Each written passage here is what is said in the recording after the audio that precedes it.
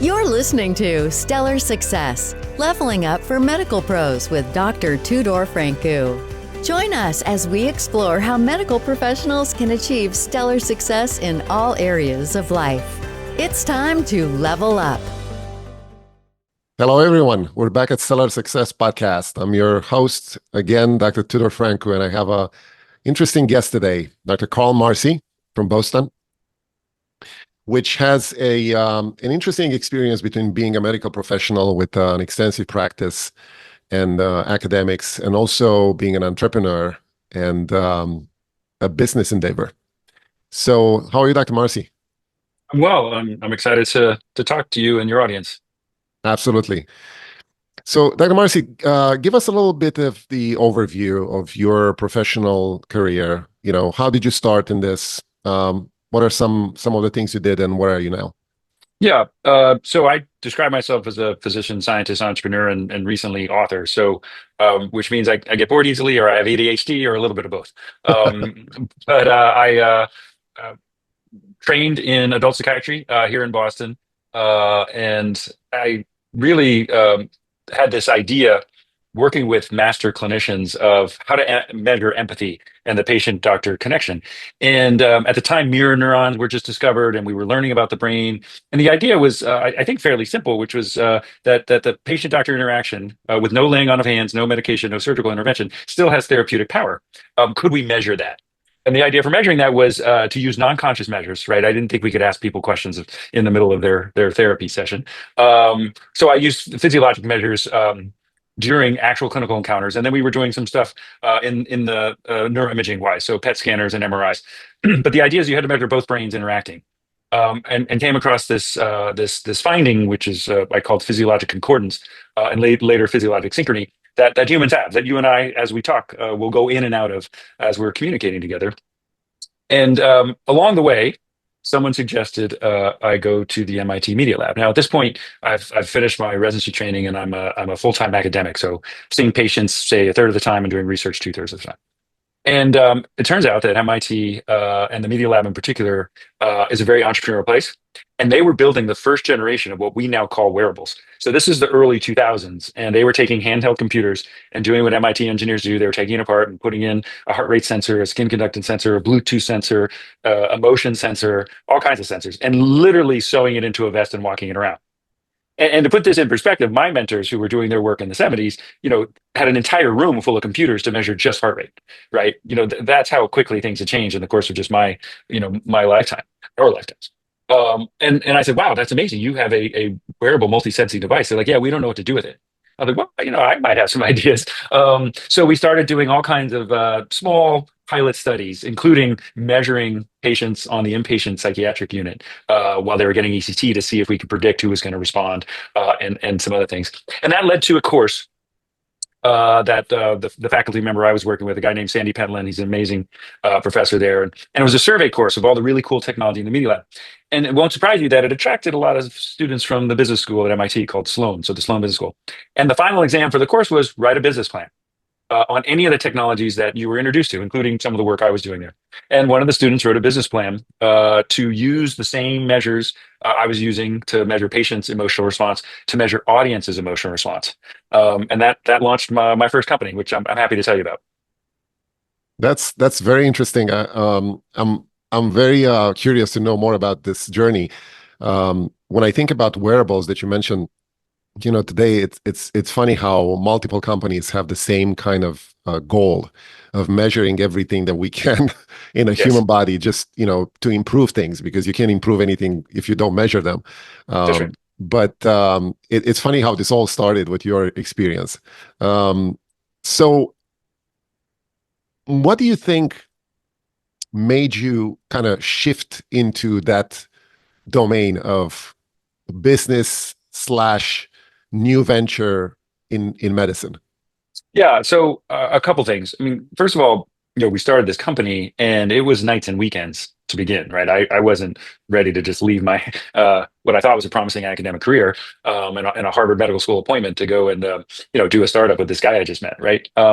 So I have learned, or I thought then, and I've learned subsequently, you want to kind of how should I say, dance before you date before you marry. So getting to know people, companies through some part-time, often, uncompensated, right? So we weren't getting paid. We would just meet literally nights and weekends. And so that's point one, right? You got to kind of put some skin in the game to learn if it's something you want to do. I think point two is you really do, particularly for physicians who have no formal business training, you need a good partner. And so, MIT has a very good business school. The co-founder, his name's Brian Levine, was a smart guy. He had done a few things, in his career before he went to business school, so he was a grown up. And we had non-overlapping skills. Because truth be told, the first startup I was involved was as a resident, and that didn't work out well because we had like six doctors who all had the same skills, and it didn't go anywhere, and we just couldn't get it off the ground. So non-overlapping skills is also important. And we just started to go out and put some ideas together, and eventually put a pitch deck together, and then we started looking for financing. And what we discovered along the way was one of the skills that my business partner didn't have was executive function. He was a very creative guy. He had a lot of energy. He was a technologist, so he was great with the technology. But being a CEO of a company requires a lot of executive function. So our initial seed capital came from a guy who became my mentor, and that's point number three. You got to find a good mentor. Who we quickly realized, like, this isn't a great fit for Brian in terms of being CEO. He goes, "What about you?" I said, "Me? I've never been a CEO before." He goes, "Yeah, but you're smart, and I'll mentor you, and we'll figure it out." So that was the big shift, because at the time I was thinking this is a part-time thing I'll do on the side. But when your lead investor says, we want you to be the chief executive officer, you got to take that seriously. And that was the hardest jump, to be honest, because now I'm switching. I'm going from full-time academic to part-time entrepreneur to full-time entrepreneur to part-time academic. And that's probably the fifth lesson. I lost count, but maintaining clinical practice and an appointment with a large teaching hospital with an academic appointment throughout my career has served me very well, and I recommend doing that.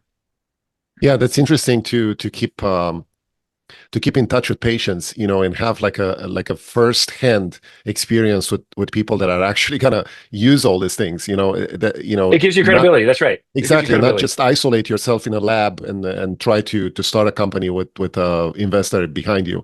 Correct. And I really appreciate that. So tell us what happened with the company. Okay, so we raised fairly quickly about $5 million. We were kind of off to the races, and we were one of the innovative companies in a new space. It didn't even have a name. It was called consumer neuroscience, because we were literally measuring audiences' responses to media marketing messages using all kinds of sensors. And there was a competitor in San Francisco, of course. So we got the Boston company and San Francisco company, and they were using EEG, and then there were some other companies using facial coding. And what emerged fairly quickly is that, as I learned to say, no one signal has a monopoly on the truth, and that we're each measuring different parts of the brain on a non-conscious level. And over time, there was some consolidation in the industry, and a big company that you may have heard of called Nielsen, they do the ratings every year. Like when you hear 110 million people watch the Super Bowl, that's the Nielsen company, the largest company that measures what you watch and buy. They bought our competitor. And then quickly realized that there were limitations to what they were doing, and then a couple 3 years later bought us. And so I became the first chief neuroscientist for Nielsen. We went from a company of 40 people to 40,000 in one country to 108. It was a big jump, and I did that for a few years, and then I wanted to get back into healthcare, and I can tell you that story when you're ready. That's very interesting. That's a big jump, right? Was there Yeah. anything in your mindset that changed when you did that? When we sold the company? Yeah. Yeah, a lot. I think I made some money, not enough to retire, but enough to be comfortable for a little while. And we bought a second home, a vacation home in Nantucket, which is very nice, and enjoyed a little bit of the benefits of really 12 years of hard work. But I quickly got bored. And one of the things I learned, the difference between a small company, early stage company, and a big company is twofold. One, early stage companies are constantly innovating and constantly evolving, whereas big companies, they buy revenue and profitability, right? Because they want to grow from a stable platform. And there's nothing stable about early stage companies. And so culturally, I became very frustrated with the second thing, which is, in a large company, when there's a fire, you have a meeting to talk about the fire. And you have a second meeting to talk about what you're not going to do about the fire. And then you have a third meeting to put off and blame somebody else. And there's a lot of finger pointing in between. And the fire just grows and grows and grows. In a small company, if there's a fire, you put it out. Yeah. It turns out I like to put out fires. I've ever since, after I left Nielsen, I've been involved in early stage companies, and it's a lot of fun. It's exciting. It's also stressful, and unpredictable. But I learned that about myself, that I really I like putting out fires. I like pointing in a direction and going there. I like trying new things. I like creating things out of nowhere. And I think that self awareness is really important because. One of the things I was starting to sense in academia was just how slow the pace was and how deliberate it was, and that was starting to frustrate me. And so the timing of that switch was actually pretty good. Yeah, this is a great point you made. The fact that, in general, the entrepreneur in healthcare have this characteristic, I would say, about them. They don't stop. They don't take a break. They want to progress at every step, and they start over if they need to in any other new enterprise. And that's one thing that, it's very precious for someone to do that. And you take a lot of risks of doing it, right? And it gets I harder. can It only gets harder as you imagine. get older. It gets harder as Yeah. you get older, for sure. I mean, I've Um, co-founded four companies. I'm pretty sure I'm done. Like, I don't think I'll well, do don't I mean, never you say never know. never. You never know. Never. No, I'm not going to say never. I said I'm pretty sure I'm done. Yeah. But yeah, look, the right opportunity comes along. But it is a young person's game, and what I consider myself lucky and privileged to be in a position where now I can be an advisor Yeah. to early stage entrepreneurs. And right now I sort of think of myself as kind of a fractional chief medical officer, chief clinical officer, where I can, and I make sure that the companies are non-competitive. They're very different technologies, and we can talk about that. But I enjoy that because we'll probably get to this. Running a company that's venture backed is stressful, and it Yeah. takes a toll. Yeah, absolutely. And I actually want to ask you about probably one of the important things in being successful in this sector is nothing goes well all the time. And I'm sure you probably had some bumps along the way, some maybe failures or setbacks. Can you give us an example of one of those that kind of motivated you more? Yeah, I think it was a major event that most of us will remember, that we got caught up in, and that is the 2008 financial crisis. So Interscope was founded in 2006, right? And things were still go, go, go. And when the financial crisis hit, it really, people forget, was a pretty big one. We had a massive recession, and it hit just about every sector of the economy. And so we, meaning Interscope, were riding a wave of innovation that big companies were investing in. So all of our clients, and you've heard of all of them, on the media side, we worked with NBC and Fox and Time Warner. And then on the new media side, we were working with Google, and eventually Facebook, and the technology companies, Microsoft. And then on the consumer side, we were working with Procter and Gamble and Unilever and Campbell Soup. So you heard of all these companies, right? These are big companies, and they have what are called innovation budgets. So it's just, sometimes millions of dollars in a little fund that allows senior managers to take some risk and do something different. All of that went away after 2008. So we went from, wow, we're growing, this is great, to like nothing, and we had to earn, and we had to do my first reduction in force. So we had to fire 30% of our workforce.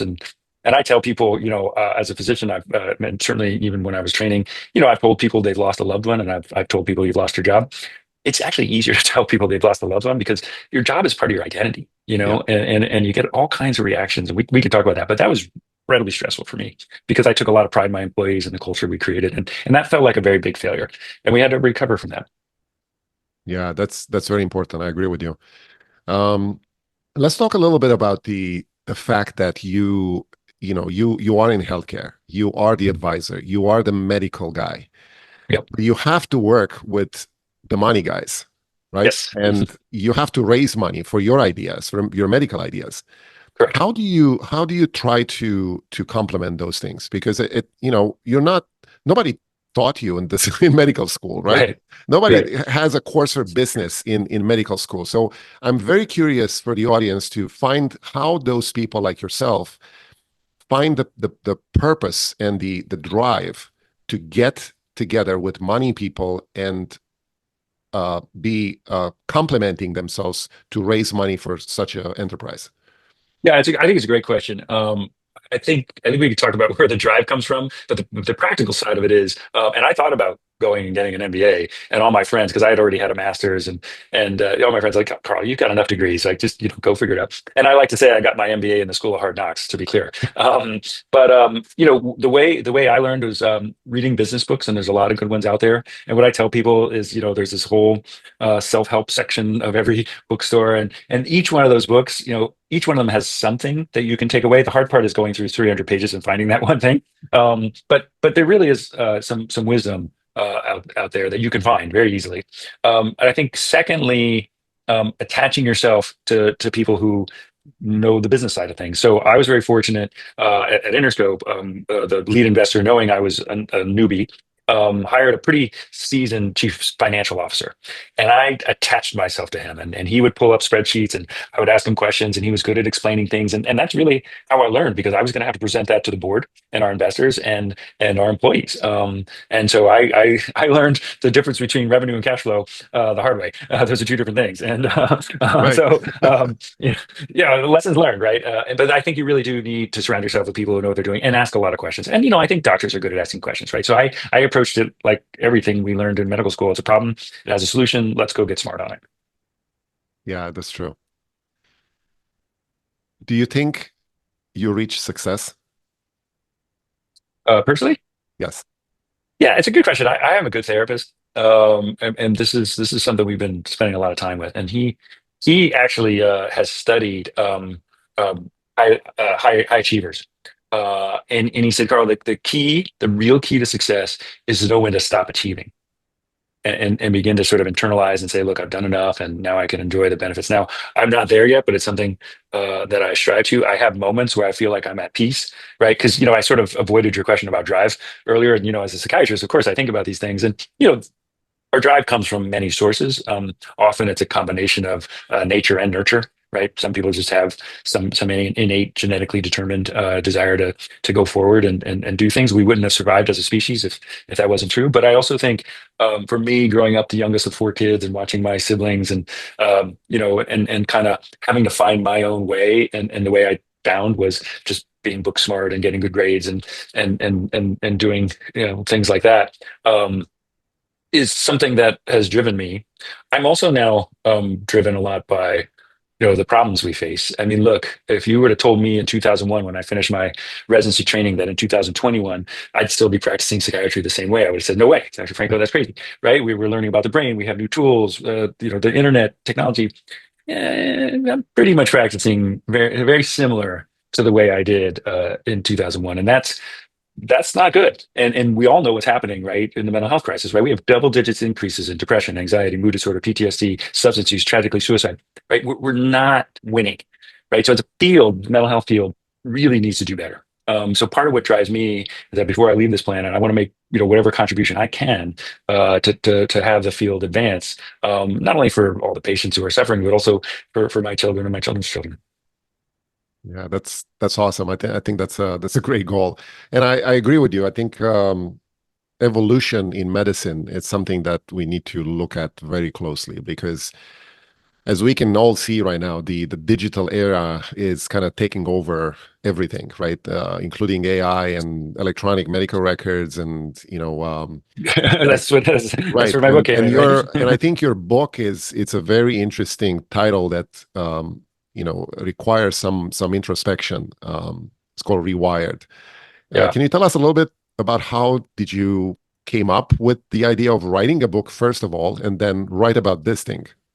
Yeah. So first I had the idea, and then the idea manifested through a book. And one of the things I was wrestling with is, in my first company as an entrepreneur, I was doing consumer work, right? I mean, we were essentially helping companies sell people products they may or may not need. Right? That's what we did. And that was fun and interesting. And we did some amazing stuff. Don't get me wrong. We were building a field, um, and there was a lot of sizzle to it, but it lacked the kind of fulfillment we get as physicians taking care of patients. And 8, 9 years, 10 years into it, I was starting to feel like, how do I make sense of my life, right? I spent the first half wanting to be a physician, being a physician, doing academic medicine, to now like this. And then I realized And I tell the story in the beginning of the book. It was 2011 when I was reflecting on this moment where we were doing a study in Time Warner Media Center. This is in Columbus Circle in Manhattan, and we had helped build this beautiful lab, and it was a beautiful media lab where we would bring consumers in and do everything from traditional focus groups to very sophisticated eye tracking and facial coding and physiologic monitoring. And we did this study. Now remember, this is 2011, right? The iPhone came out in 2007. The iPad came out in 2010, right? And Time Warner, the producer of Time Magazine, People Magazine, Sports Illustrated, all these magazines, was very concerned about their business that these technologies were going to eat into. This particular study was Turner Broadcasting, right, the network, and they were worried that people were going to sit on their phones during advertising and not look at the screen. So we did what we didn't call at the time, but realized was a deprivation study. So what does that mean? So we recruited, in this case, young women, 18 to 21, heavy users of social media with an iPhone, to the lab and randomize them to one of two groups. Group one, come in, watch like you would at home with your phone. The other one, oh, we're just going to hold your phone for an hour, watch TV without it. And we're sitting there in closed caption. I'm watching this young woman in a group that didn't have their phone. And she's starting to squirm. And she's moving back and forth. And she looks really agitated. 5 minutes into it, she gets up, she walks out, grabs her phone, and bolts out. Next person, same thing. Next person, same thing. We lost a third of the young women in the group we took their phones from. Wow. 100% of the women who had their phones stayed. They were getting paid $150 to watch TV for an hour. And I started looking at this with my clinical lens, and I was like, whoa, this starts to look like withdrawal. Right? This starts to look like, do you remember B.F. Skinner and the Skinner boxes and the rats in the box? I was like, this looks like, the rat in the box who got hooked on cocaine and now is getting water. I was like, that means addiction, and that ultimately means rewired. And so I started to do research just on the side, paper here, paper there, here, there, and all of a sudden it started to just build. And then I had an opportunity through the Aspen Institute as a fellow, and you have to do, as part of this fellowship, you have to do a project. And I pitched the idea of doing a book for my project, and they typically don't allow that, but they're like, this is a pretty compelling idea, and that's how we got this my book. So Rewired: Protecting Your Brain in the Digital Age. I'm well aware, by the way, that I wrote a book about people's short attention span. That's 200 pages, small font with no pictures. But if you stick with it, it's a pretty good read, particularly for people with kids. Because what I do is I look developmentally from birth to adulthood. At each developmental stage, the brain is doing something very differently. Now, remember, I spent 10 years thinking about the brain and consumers. So now I'm like, oh, I could take that same lens and put it on development and think about, consumers and media and how they consume it, right? So I felt like I was in a pretty good position to tell a story about technology and media and the brain. Yeah, that's very interesting. I actually recommend your book to the audience. It's an interesting development, and I wonder what the future holds. Because I think this thing is going to progress to a level that we probably can't imagine right now, like we couldn't imagine 10 years ago. Well, let's talk about it, because I was starting to get a little depressed as I was writing the book and excuse me, doing all this research. And I realized, wow, I got to end with something hopeful. And I latched onto this idea of using another era and another technology to show how we've actually survived these moments before. And I used 1908. In Detroit, when the first production automobile, the Model T, rolled off the assembly line, and for the first time, a city, Detroit, had a lot of automobiles, and they became a test bed. And to put this in perspective, if you could afford a car back then, it would be the equivalent of $100,000 today. Model T was the equivalent of $3,000 today. So all of a sudden, it was affordable, and so there were no rules to the road. It was the Wild Wild West. It took 10 years before the first stop sign was put in place, another 3 years before the patent for the first stoplight. A lot of people died. It was complete chaos. But then we went on this 100-year journey of highway safety, better signs, right? Airbags, anti-lock brakes, better lighting, everything. And death per mile went down steadily for 40 years until, ironically, 2016, and this thing starts to get in the way of driving, which isn't the car's fault, right? It's the driver's fault. And we could talk about that, but I know we're getting short on time. But yeah, I think there's some hope. It's going to get worse before it gets better. But we're also starting to see, look, Australia is banning social media until age 16. I mean, that's a huge thing. Schools are starting to ban smartphones for kids. I mean, those are the stop signs I'm talking about. They have to come. Yeah, that's what I'm saying. I think we are in the very beginning of this journey, and I think there's a wild west out there. We have no laws, we have no limits on anything.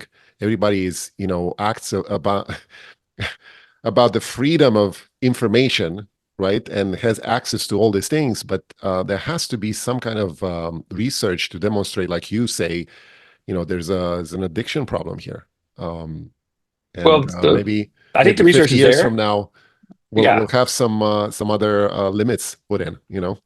I hope not 50. I'm thinking five. No, I think there's a lot of good advocacy out there. I mean, look, the Surgeon General basically gave the equivalent of a smoking warning about social media and teens. Yeah, Schools are starting to ban the use of phones in the classroom. Hugely important. Ironically, the pushback is from parents, right? Who are like, oh, I want to have access to my kids. Like, at what cost, right? Like yeah, we all survived without smartphones for a long time in right. schools, right? We can handle this. So Yeah, anyway, and I think we'll get we're there. about to ban TikTok in a month or so, right? I mean, Yeah, again, if we're lucky, if we're lucky. yeah. So, Dr. Marcy, tell me one thing about yourself. If you now you're a successful guy right now, business wise and medical wise, and you have experience in all these things. If you go back to yourself being young with what you know right now, how would you advise yourself? Yeah, it's a great question. And I think the advice I would give my younger version would be you don't know yourself as well as you think you do. I was a hotshot psychiatrist, well trained, Harvard Medical School. I thought I knew a lot of things. I was well educated, and I thought I knew myself. And one thing I've learned, and maybe you've learned as well, as you get the wisdom of decades and not years, is there's a lot to learn in life, and you need sometimes real experience, and you need to get knocked around a little bit before you get those lessons. What's that great quote about life? It gives you the test first and the lessons after. So I think that's really true, and so I would tell myself to be a little more humble, and a little more careful about some of the decisions you make. Yeah, that's true. That's a good advice, actually. Any projects, any goals, anything that keeps you going right now? Yeah, right now, honestly, I'm super excited about AI. I feel like it's 1997, 98, 99, and the internet all over again. And Yeah. I remember living that. It was exciting, right? Yes, it I think was. I think it's equally, if not more exciting, because these tools are far more powerful. I think we have the Remember same hype. dial-up? I do. Yes. Yeah. Yeah. I mean, everything.com, pets.com, Yes. everything had to be.com, all that stuff. And and none of these companies were making money and it was all hype. And we're going to see a lot of that. But what and every hype cycle is the same, right? You have this big set of expectations and a crash, and then there's just slow growth of some really meaningful stuff. And I just once again in this moment privileged to be in working with companies who are investing heavily in AI, and candidly have been, right? Ohm One, which is a major part of my time, Hmm. this company's been around 9 years. We've been doing data science for 8 years on massive healthcare data sets, really trying to find digital phenotypes for all kinds of diseases. My area, obviously, being mental health, and the tools we're using were powerful, and I used to call them like the closest thing to magic I've ever seen. This new set of generative AI and these large language models are blowing it out of the water, like literally blowing it out of the water. So I think the lessons of this book. I mean, I almost feel like it's the same book, just insert AI instead of social media. Like you got to have guardrails, you got to be smart. Right? You can't just let it go loose. You can't let kids use it without supervision. All the same lessons I think are there, and I think we'll get through it. But I'm very excited about how AI can disrupt a lot of things, particularly in mental health, but in medicine in general. And it needs to be disrupted. I think certain fields in particular need to be disrupted. Yeah, absolutely. I think so too. But I want to ask you about the other face of the coin, I would say, for AI. It's also, I mean, it's a great tool for information and knowledge and access, but it also can be a source of disinformation and things that are not necessarily true. They're fake, they're man-made, and they're presented in a word, in a way that they're very truthful, I would say, Believable. Yes. believable. So Yeah. how do you know that kind of balance between those two things? Yeah, well, this is the point, the reference to the book. I mean, we need guardrails, we need stop signs and signposts. We cannot just let the models run wild. Hmm. And so I think any technology that's going to be successful is going to require human supervision. And that comes in various forms. I mean, look, we're already seeing examples of chatbots, telling kids to commit suicide and giving recommendations to people with eating disorders on how to lose weight, right? It's ridiculous. We can do better. Again, you can fix that by training models and putting certain guardrails in place. We just have to be smart. So, the technology there is really up to us, and us meaning all of us, whether it's government or educators or businessmen, leaders, individuals, to just realize that these are powerful tools that you have to be careful with. Look, in the book, I say, look, like we don't let kids drive a car until they're 16, right? They have to pass a cognitive test. They have to pass a behavioral test. They have to pass a vision test. And even then, in most states, you have a supervisor for, 6 months, a year, right? Why are we giving them a computer that's more powerful than most supercomputers we grew up with Yeah. a connection to the internet and access to all these apps and all this stuff? It's a terrible idea, right? It's a terrible idea to do Yeah. it without some guardrails. So I think as long as we put the right guardrails in place, we'll be fine. We just can't let it be the wild, wild west. Yeah, I agree with you. How can anybody get in touch with you and know more about this projects you're involved in, and how can we get the book Rewired? Yeah, thank you. So the book's on Amazon, easy to find. I have a website, www.rewiredthebook.com. But really, LinkedIn I'm not on social media other than LinkedIn because it's a professional environment, and I think it's a reasonable one. So follow me on LinkedIn. You can message me on LinkedIn. I have a lot of posts. I try to post every other day there, and all my projects are there one way or another. Excellent. I encourage everyone to look into your work because it's very interesting and I think has a lot of future. And I might circle back with you maybe in a few months or a year to see where you are. I would love to continue the conversation. I enjoyed the interview. Thank you, Dr. Marci. Good luck. That's a wrap on Stellar Success, Leveling Up for Medical Pros with Dr. Tudor Francu. Interested in joining us? Go to stellarsuccesspodcast.com/guest to apply. Stay stellar and level up.